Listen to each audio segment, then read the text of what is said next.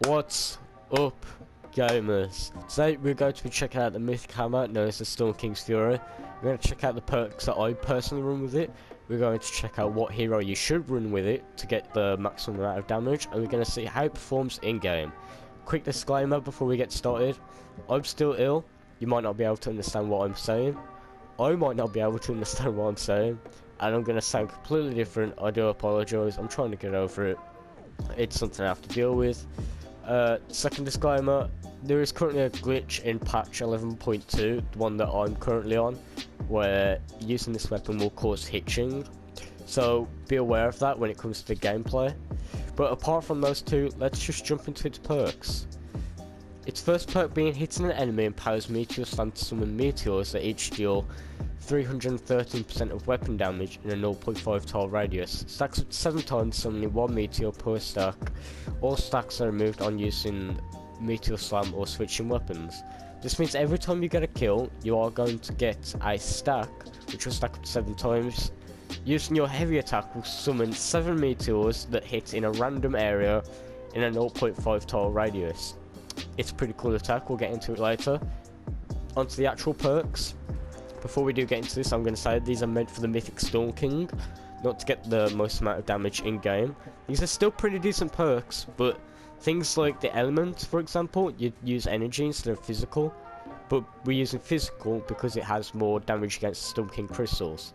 So first perk being 135% crit damage, and then 30 crit rating, physical obviously, 30% attack speed, and then 30 crit rating. This is all to get maximum damage on the Mythic Storm King itself.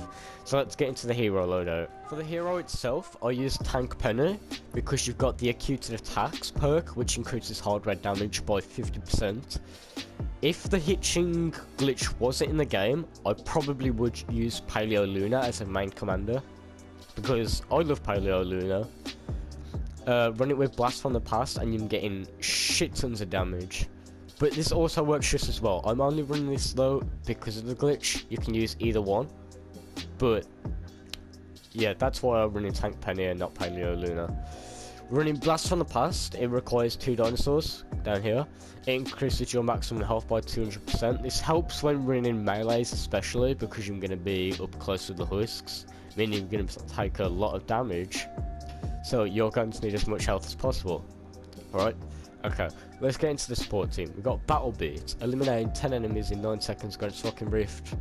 We all know what Rocking Rift is. It's a really great perk, increases damage by 50% and melee attack speed by 32%.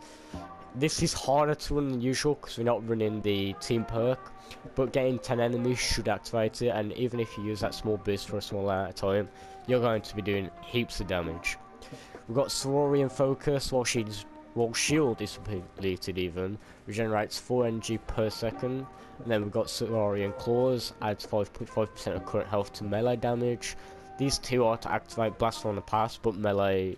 But Paleo Luna is also a good one to run separately, even if you're not running Blast from the Past. We've got Assassination, which you should run with every melee weapon, to be honest. Dealing melee weapon damage grants 1 stack of Assassination. Assassination lasts 5 seconds, increases melee weapon damage by 4.5%. Right, so you're going to be doing 22.5% extra damage at maximum stack, which is great. Who doesn't want that? And then we've got Hardware Crit Rating, increases hardware critical rating by 7%, 17% even. Sorry with my words there. And then we're running Adrenaline Rush and Stationary Turret. So let's get into game and see how this performs. We are in, and before we do get into it, I am going to remind you that there is currently a problem which causes hitching when using this weapon. So keep that in mind while I am actually showcasing this. So let's just start attacking. These are 108 husks, right? 1 hit on the normal ones. That's actually pretty decent. Hello? Yeah, you're not getting swarmed, love. Alright. Okay, I saw her in a camera up here. Let's actually try this out for real. I've actually got some of the stacks right now for the Meteor Attack. You can see around the actual weapon, they are hovering around. And as soon as all of these spawn in, I'm going to showcase that. Okay, so this is the big attraction to this weapon. That was something, and it wiped out a fat horde of husks. And you're actually seeing how much damage it is doing. Something like 150,000 from one hit, and this is a melee. This is big damage for a melee weapon. So I am going to cut here and try and find a smasher, and let's see how it performs against that. Okay, I managed to get a smasher, let's see how it does. Ooh. Oh, it destroys the roof as well. The impact is great. As you saw, the smasher tried to attack me. It cannot attack me because the impact is that great. This is without the rocking roof as well. I'm doing great damage. Let's get another heavy attack in. And just like that, he had no chance of destroying me. That was amazing. So let's talk about this hammer as a whole. Putting the glitch aside where it causes hitching, this is an excellent melee. I would be using this in every mission if getting resources wasn't an issue at the moment. The heavy attack is something unique we've never seen before. It does mass damage. The actual damage itself, like its base damage, is amazing. Attack speed is great for a weapon like this. The only problem that I have with it is the element, but with all Storm King weapons you can't put anything on it but energy or physical. So that's honestly something I can't change, but it'd be cool to have. Also, note, this is a great weapon for actually taking on the Mythic Storm King himself against the crystals. I'd say the launcher and this melee are perfect for defeating the Mythic Storm King. I would love to get the launcher. I would love to do a weapon review on it to show you guys how amazing of a weapon it is. Epic glitch. But, okay. Let's take on this last encampment real quick. Heal up because I'm basically dead. I wouldn't be surprised if I die.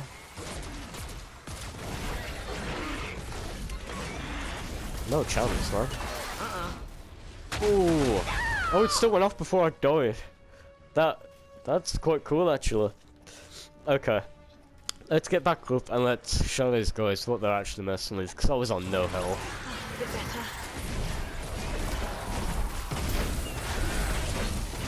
Getting the rocking rift going, so we're doing 50% extra damage. We got more attack speed. Ooh, I'll tell you what though, I am slowed down quite heavily. Meteor's raining down. And that's this encampment cleared, right?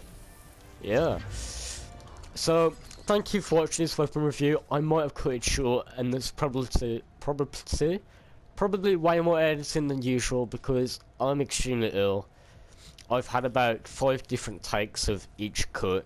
I keep coughing, and honestly, the video quality is gonna be shit.